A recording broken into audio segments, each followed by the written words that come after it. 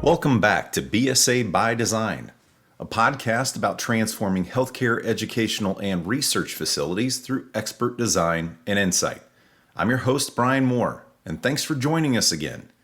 In this episode, Samantha Kreager joins us in the second part of our case study on the Butler University Sciences Complex addition and renovation. Before we begin, let me introduce our guest. Samantha Kreager is an interior designer with BSA and holds RID, NCIQ, and IIDA certifications. A graduate of Purdue University, she earned a Bachelor of Arts in Interior Design and in French. Before joining BSA in 2015, Samantha worked for Roland Design. Thanks for joining me on the show. Yeah, thanks for having me. So I like to start out by asking people what got them into their profession. What interested you in interior design? Where does that passion come from? Yeah, I wish I had some profound, I just knew design was for me. I loved interiors. Honestly, it was one of those where I loved art in high school and I was really good at it, but I was also good at math, but I didn't foresee myself going into being starving artist, I wasn't that good at art.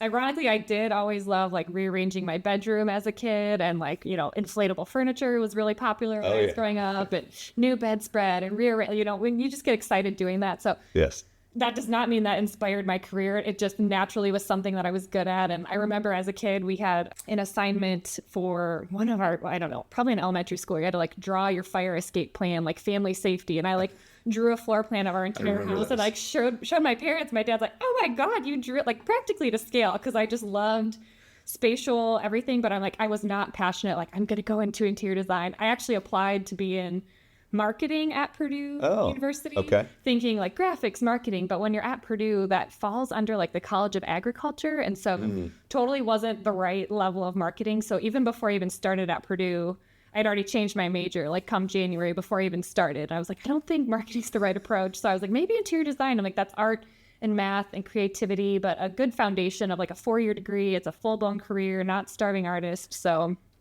luckily, it was the right fit for me right off the bat. I did all 4 years there. I loved it, found a job that I still love. So I am passionate about it, but it wasn't one of these, I knew exactly what I was going to do. It was one of those, you're 18, what are you going to do? You kind of hope you pick something that works. And luckily I did, and it is the right field for me. So I think my passion has grown since I've started, but it wasn't one of those oh my gosh, yes, I'm destined to do this. I love this so much. It's interesting you drew that back to being younger and rearranging. I did that all the time. I know everyone does it. I think everybody loved doing that, but I'm I was I loved it. That inspired me. There is some creativity to it. I mean, depending on how big your room is and how many things you got in there. I used to do it every few months. Yeah. Oh yeah. Especially in my teenage years. It was and it was a creative outlet. It was Which I think is what happens if I put the bed here, and the desk over here? People don't realize how much interior design impacts your daily life. Obviously you said you did it too. I'm you're not an interior designer anymore or ever, but you still understand that that brings that sense of new and fresh and excitement. That is what interiors does, whether you realize change the traffic flow, all about it. Yeah. Well, then maybe when we're done with this, I'll just come join the interior team. You should. Yeah, you've got a passion for it. Well, along with your degree in interior design, you also majored in French, which I found was interesting. What brought that on? And have you been able to travel to France to use it? I did. One of those things where I just took it through middle school and then high school. And then when you take your competency test going in, I tested very high into French for Purdue, level 4. So I was wow. Oh, a couple more classes, I can knock out a minor in it. Yeah. Why not? Which I was not to sell it short, but we were reading full-blown novels in French and writing papers. I'm I think back, I honestly have never used it since then. I have traveled to France a few times, just, over the summer, and I did an exchange program with a family, but honestly, that was just a convenience, just tested high. I'm I totally probably lost most of it, but I was I used to read full-blown novels in French, and we're writing papers. I'm I totally forgot, but probably could, pick up a few things. Sure. You read the back of the shampoo bottle. It's got some French in there. I test myself. I'm do I know what that's saying? And then I read the English part. I'm okay, I still got it. I kind of understood that. It's these random times when you're reading a label and you're can Can I still do it? Probably not the most applicable one here in the United States, but like still a cool fact. Sure. Right. Did it work pretty well when you went over there? Like, were you able to understand Like everything? when I was younger and we would go, I definitely was more competent in it. They speak so fast though too, so it's definitely different. But I think at one point I was pretty fluent, I would say, but it's a lost art a little bit at this point. But That's great. That's great. So the real reason I brought you on was not to talk about your French or anything like that. But in our last episode, we talked to Stacy O'Reilly, a professor at Butler University, about the Sciences Complex Addition and Renovation. And we were able to get some insights from her from a client perspective. You worked on this project, so I wanted to have you on to discuss some of these finer details that stand out. From Stacy's perspective, the project was a long time coming. When did you get involved, and what was your role in the project? Yeah, definitely agree about it being a long time coming. I actually started with BSA in 2015, right as this project was coming online. Oh. So I would say this has kind of been my baby since I started my career with BSA. So that was right as we started jumping into programming and schematic design and everything. And obviously the two existing buildings that are there that have been renovated, we're in just desperate need and ready for the renovation. So I totally agree that it was a long time coming, but also looking at, on our end, even before I started at BSA, this project had been on their master plan and in production a long time before I even started. She said this was like the third iteration, like that they had sat through to try to, wow. So to say it was a long time coming is no joke. And then for us to actually start, our portion of the job in 2015, and now it's, 2024, you look, yes, it is completed, but the ups and downs that this project even went through, from starting in 2015, then we went on hold, and then we got funding, and then we went on hold because another building kind of leapfrogged us on campus. And so for it to finally complete, wrap up and be ready to go 2022, 2023, like that was really like the bow on the project of like, yes, this was a long time coming, considering we spent 8 or 9 years kind of on again, off again in the design and construction phase. So to see it complete now is like a miracle.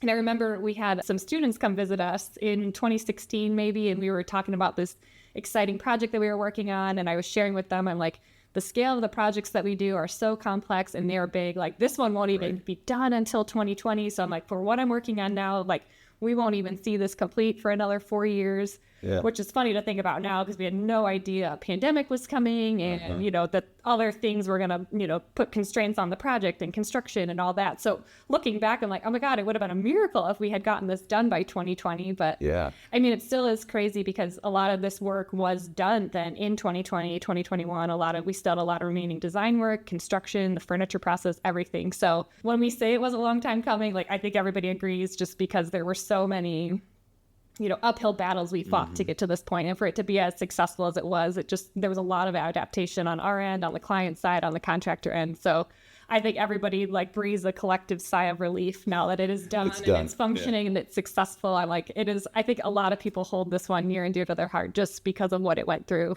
It's really cool to see it done and thriving. So I want to talk about some specific things within the project that I found were interesting that we wanted to share. There's an amazing atrium wall that the project team was able to do something really cool with that I wanted you to share a story about. And you've already told me this, but can you talk about the backstory of the donor wall? Yes. And it is beautiful, but it's funny to think of where we started. So when you look at this new atrium, it's kind of that curved portion that joins the two buildings together. And we had grand ideas for, you got this big front door right next to it. You walk into this big, expansive open atrium. We had a beautiful monumental stair planned originally. Come to find out when you start talking demo and working with structural, there is a big, massive shear wall and stairs that back up, poured in place stairs that are there. That was a no-go, can't touch it, can't remove it. The existing building is going to fall down. So as designers, we're like, oh, that's like a pierce to the heart. I'm like, you're ruining our walk in the front door aha moment. You're ruining my vision. Yes, I'm like, we don't have this big grand open aha moment to our atrium anymore. So that was a curveball that we're like, are you sure? Can we punch into it a little bit? I mean, it's like a 2-foot deep shear wall. You can't do anything to it except live with it and work with it. And so that then, because it wasn't moving, we had to pivot our thinking. Well, that wall was there, that stair was there. It doesn't really make sense to have two monumental stairs within proximity of each other. So it's kind of where we eliminated that big monumental stair and decided to celebrate this big, massive object that got put right in the middle of the room. So because we have this 10-foot wide, 3-story high wall that's not going to move, we decided we better celebrate it. And so we had talked about, let's put in a green wall, let's put in some live plants. This is science, this is nature. I feel you. I mean, just even getting electrical, a watering system, everything to this solid mass just was not feasible. And so we since extracted that and we're like, let's do something, a nod to a green. We also needed some acoustical benefits. So we ended up peppering in all these really cool kind of DNA sequency looking acoustical panels in various shades of green that kind of emulate a green wall. I mean, it's green, but more of a plant wall, which then developed into the university advancement side. They're like, this would be a great opportunity for a donor wall. So from there spurred these wooden plaques that you now see on the wall that host various donors to the project, get a wooden plaque with their name on and everything. And the wooden plaque is a unique story in its own. This is the part I really wanted to talk about too. In order to complete construction of the building, unfortunately, there was this huge, old, beautiful walnut tree right smack dab in the middle of the project site that unfortunately was just going to be a kind of a ramification of construction. Gotta go. It had to go, unfortunately. So there was just a lot of talk of like, what can we use with that? We definitely want to celebrate it. Can we turn it into furniture? Can we, carve it into a table? Can we make something? So eventually it translated into milling down that tree into wood veneer to use somewhere in the building, which if you look at our renderings and our photography, we really were going for this very light wood tone, a natural ash, very light, airy, bright, modern look. So to hear that it was a walnut tree, which, is beautiful and timeless, but it is not that bright, beautiful ash, light tone wood. So again, the design team's like, oh, does it have to be walnut? We have ash everywhere else. But ultimately, we think it adds a very nice level of warmth into our building. And you would never know that, it's not that deep, traditional, heavy walnut. It's got a really beautiful, warm glow to it. It just adds some richness. It really does tie in when you look at all the wood tones throughout the building. It does tie itself in beautifully. But again, the design team, oh my God, walnut veneer in our all ash building. Are you kidding? Well, and I know people didn't want to, they knew the tree had to come down, but people were sad about it. Oh, it was like a very highly it's like, it's our walnut tree, and to be able to take that and to make it into something that still exists in the building, I just thought was so and to cool. be celebrated. I'm like, I don't know if everybody will ever know that or remember that part of the story, but it really is something that we originally were faced with as a challenge. It turned out to be so beautiful. And so, I mean, it is special even for those donors, whether they know it or not. I'm like, that bit of wood and that part of the tree is like such a part of the history of this building and that project. Whether people know it or not, it's a very cool story behind it. I feel like that's one of our core skills too, is like really listening to our clients. And as the process is unfolding, solving problems or challenges that aren't necessarily part of the scope, right? But they're important nonetheless. Would you say that's true as well? Oh my gosh, yes. Just because, removing a tree that's been on campus for 50 plus years can be met with some resistance because it's been there and it's old. Those don't just pop up overnight. So, and they're probably a core memory, I think, for people that have been on campus, decades before. And when they come back, they have these fond memories of, I don't know, sitting under that tree and reading a book, or it was just there outside their window. And you've got professors that have taught there for decades. And it's like, no, that's my tree, and I don't want to lose it. So being able to hear that and still figure out a way to solve that problem is very cool. Yeah, I would say we definitely were like, are we sure we need to use it? It's walnut. But I'm like so glad we have that story now and they have that story. A huge credit to their university advancement team that really helped push that idea along and got these plaques made in the exact same shape as the rest of the acoustic panels that go up. I mean, it's just, I'm so glad they kept pushing for that. That really is something that is well, and I wanted to thank you for sharing that because that was something I wanted to kind of push on is BSA listens to their clients. It's not just here's our solution and take it, So let's talk terrazzo. Yeah. If I'm pronouncing that correctly. How did you use terrazzo to create connections in the interior space?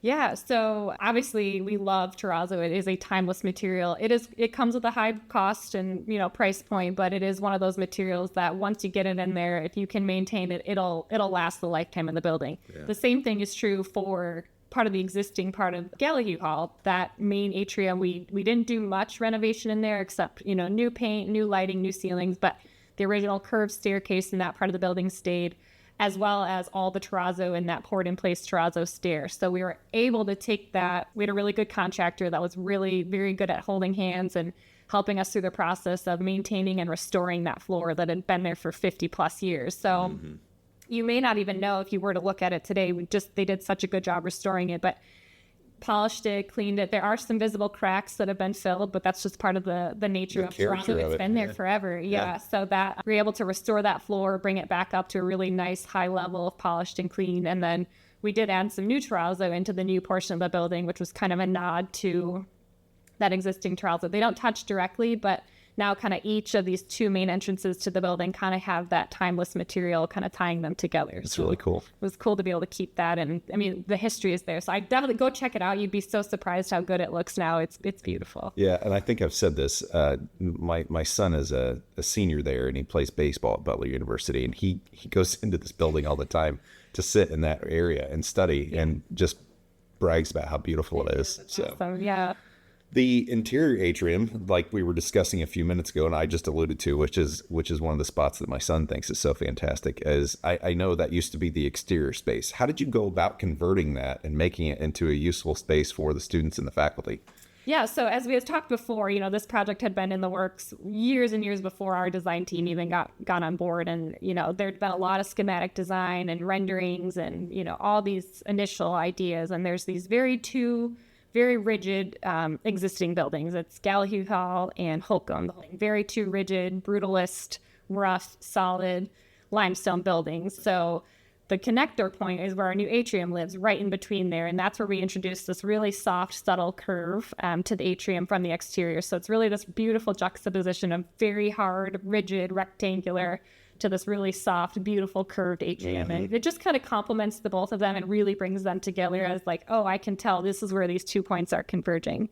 I remember when we did some initial site walks, standing outside the two buildings, because they did not really connect at the time of, before the renovation. So standing outside, you just look at what you're working with. You're like, someday we will be on the interior of this at some point. And you can still see, once we've enclosed this atrium, you still see some of those exterior points that I've brought into the building. But right. It's just this like point where all of this converges. And that was the whole point of this project, was just bringing and connecting everything together. This addition smack dab right in the middle. So it really is where all the sciences come together, figuratively and, creatively. And I should say for our listeners, I've got a link in the show notes, directly to the project page on our website, where there's a gallery full of images that you can see and kind of visualize. Visualize what Sam is describing in a lot of these things. So I understand that the lighting in the atrium is also quite unique as well, correct? Yeah, I'd say that was one of the not curveball, but unique challenges that was posed to the design team. Because we do have this 3-story atrium, there was a request from the maintenance side to not have any lighting up in that 3-story ceiling, because in order, when a light fixture goes out or needs to be accessed, it's just really not feasible to get a lift in there, a scissor lift that can go up 3 stories. So we were tasked with lighting that whole 3-story volume from the second floor or below, which the ceiling is only up over the 3rd floor, to work with our engineers and our lighting designers to figure out a way to light this room. It's a lot of glass, but at night it's dark, 5 p.m. In the winter, you're dark, you're going to need some light. And so that was one of the challenges we had, that they really pushed us on that one. And we had to flex our design muscles to figure out, how do we light this without lighting it from above? We've got this, 32-foot wide atrium that, how are we going to do this? So we were able to, kind of spotlight it from the side, also wash our donor walls, see that, make it a feature at night so it really does glow from the exterior. But when you look at that ceiling, you will see there are no lights up there, but the space still feels bright. It's well illuminated. It's, appropriate light levels for studying at night. That's an amazing solution. Just strategically using lights and where you place them and where they're hidden without, glaring directly in to a light fixture. So that, we spent weeks trying to figure that out. So that I appreciate Butler pushing us on that, because it really did challenge us to think outside the box for how we make the lighting work in there. There's also something different about the windows too. Can you tell us about the Fibonacci sequencing within the building's concept story? Yes. So this is where I'm going to try not to go so, abstract-y, artsy. But we were partnered with Browning Day on this project. They worked on the exterior of the building, and specifically Dan Overby, great designer, great art, came up with this concept, it's called the Fibonacci sequence. So that is a real thing. Yes. And that is where you take the sum of numbers in a sequence, so like in order. So 1 + 1 = 2, then 2 + 1. So it's basically the number before preceded adding. It's this natural sequence of numbers. So Dan took that kind of sequence of numbers and decided to kind of apply that just to the mullion spacing in increments of, first mullion is here. The next number in the sequence is 1. So we move that 1 feet away. Then 1 plus 1 is 2. So that mullion is now 2 feet apart. 2 and so on. So 1, 2, 3, 5, 8, 13, and so on. We kind of created this abstracted sequence of patterning just through linear mullions. Right. So if you step outside the building and you kind of look at the array of the mullions that go around the building, there is a mathematical rhythm to it. And then we did bring some of that inside the building in some paint patterning. Some of our fabrics have a nod to the linear there. I just think that's so cool. I know. It's this crazy abstracted thing, but And most people are going to look at it and have know. no idea. And that's what Stacy mentioned when we were talking about it. She was like, it's a cool thing, but a lot of people don't know, which is why I wanted to tell the story about it. Yeah. And it's also like Fibonacci sequence in nature is a thing. It's kind of called a hidden order. So when you look at like a pine cone, the base of it, you see all these little nodes that start forming a kind of a circular pattern, or like the head of a sunflower seed, the way the seeds and then the petals start doing this array, or a succulent plant. If you Google images, you'll see what we're talking about. And so that was somewhat the inspiration behind our wood ceiling. At one time, we did have it a little bit more dimensional, but just practicality and acoustics and everything, it ended up being a little bit flatter. But if you look at our wood ceiling, it's kind of emulating that natural order of what you would see in a pine cone, or, something in nature. Just the average person would not ever know that. We just subtle nods and brought into the building. I wanted to ask you about the science library and the backstory there, which is what the project team tackled with renovations that address durability, cleanability. I don't even know if that's a word. Mm-hmm. I might have just made it up. No, I didn't. Okay, good. Cleanability and maintainability. Can you share some of that? Yeah, so the science library in the initial building was this very highly political, highly specialized, very important, and still is to this day, but just known on campus as one of the best places to go study, to read books, to camp out all day. So knowing that it was going to be touched during the renovation, there was a lot of meetings and discussions and, bringing in a bunch of groups to review, just because it wasn't your average just renovation of a library. The initial existing library, was on 2 different stories. It wasn't super accessible. I think there was an elevator, but you had to get outside you had to leave the library, take the elevator up to the next floor, and then come back. the library. Wow. And then there was a leaky skylight, and, just not a ton of windows and everything. So the new reimagined library was intended to keep that same highly praised and coveted spot, to making it a little bit more accessible, providing a little bit more seating, a lot more daylight into the space. So there was just a lot of thought and care that went into that. Did bring it all onto one level. It is fully accessible. There was a slight reduction in the stacks and the books, but certainly still kept a lot of the books there. And then the thought behind the library is that it was kind of really self-policed and student enforced, as far as, it's a quiet place to study, and there's some seniority to who uses the library, and, how it gets policed. And so the design for it a little bit, the way you kind of enter the main portion of the library, you can, you check in, there's the welcome desk, we've got some collaborative seating out front, but then as you start making your way towards the back of the library, it kind of follows this subtle curve around the stacks. We kind of started zoning the furniture, the main public area is your most collaborative, the furniture is conducive to group work. As you kind of get towards the middle of the library, we've got some tables and chairs, but thinking, some higher backed lounge seats, and thinking it's smaller groups, or it's a little bit more quiet study. That's where the study rooms start getting introduced. And then as you make your way to the back, that's where we have these kind of custom built study carrels. So in the old library, it used to be these old rickety wooden honky pieces of furniture that everyone has seen and probably used, and students loved them, just weren't able to bring those over. We wanted to start fresh.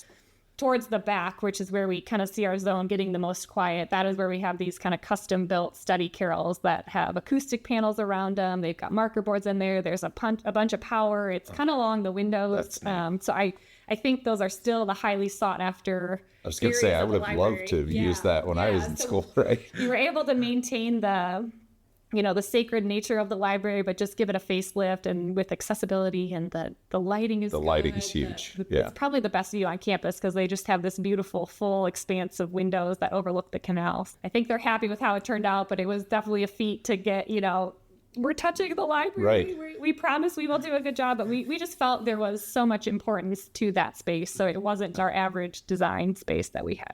How has this project translated into other projects that you've worked on or that you're working on now, such as lessons learned or considerations you now make? Yeah, I would say, I mean, since it was one of the first projects I worked on with BSA, I would say having Butler as our client, I personally have just learned so much from them. They have a very high level of expectation and really good standards that they hold all of their, we are their client as well. So, us partnering with them, they hold us to a very high standard for design and cleanability and maintainability. And, we suggest something that's a crazy abstract design idea. And, they kind of bring us back down to reality. Hold on.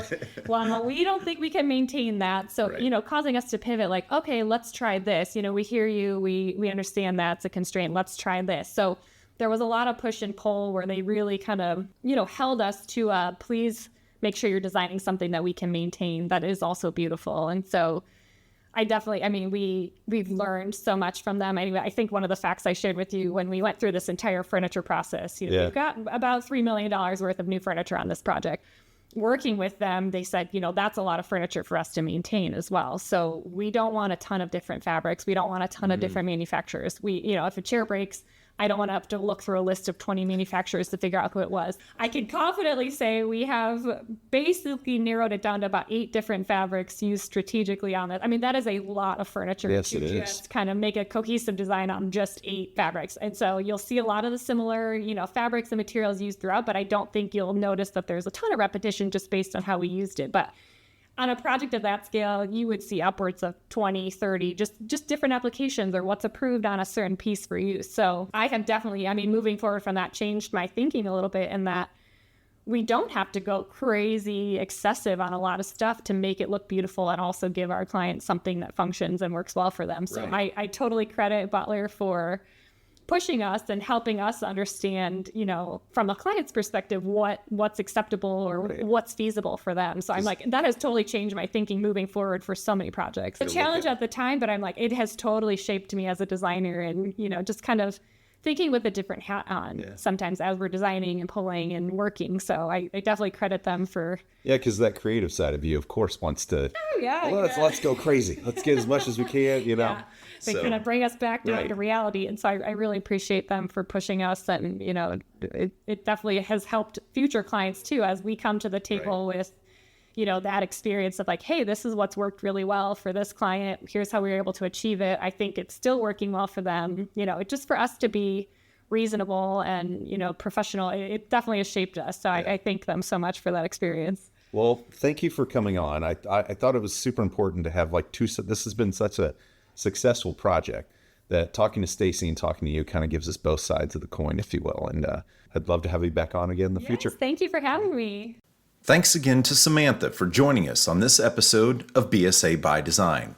We hope you've enjoyed our 2-part case study conversation about the Butler University Sciences Complex addition and renovation. If you are interested in learning more about the project, as I said during our conversation, there's a link in the show notes.